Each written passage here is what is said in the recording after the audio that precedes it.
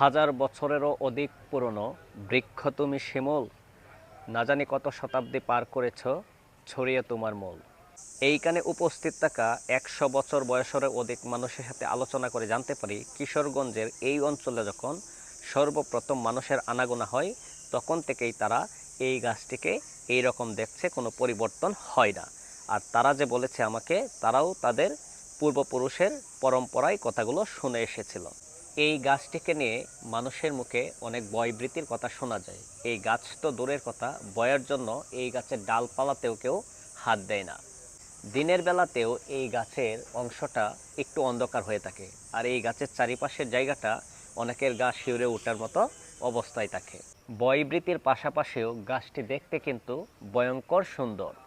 প্রজন্মের পর প্রজন্ম কেটে যাবে, আমরাও হয়তো থাকবো না, কিন্তু সবারই মনে এই গাছটিকে নিয়ে কৌতূহল ও রহস্য হয়তো দেখেই যাবে।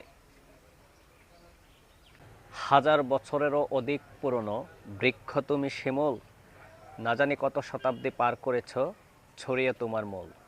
এইখানে উপস্থিত থাকা 100 বছর বয়সের অধিক মানুষের সাথে আলোচনা করে জানতে পারি কিশোরগঞ্জের এই অঞ্চলে যখন সর্বপ্রথম মানুষের আনাগোনা হয় তখন থেকেই তারা এই গাছটিকে এই রকম দেখছে, কোনো পরিবর্তন হয় না।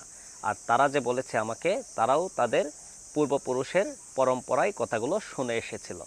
এই গাছটিকে নিয়ে মানুষের মুখে অনেক ভয়ভীতির কথা শোনা যায়। এই গাছ তো দূরের কথা, ভয়ের জন্য এই গাছের ডালপালাতেও কেউ হাত দেয় না।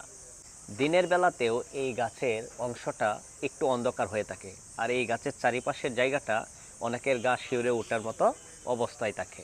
ভয়ভীতির পাশাপাশিও গাছটি দেখতে কিন্তু ভয়ঙ্কর সুন্দর। প্রজন্মের পর প্রজন্ম কেটে যাবে, আমরাও হয়তো থাকবো না, কিন্তু সবারই মনে এই গাছটিকে নিয়ে কৌতূহল ও রহস্য হয়তো দেখেই যাবে।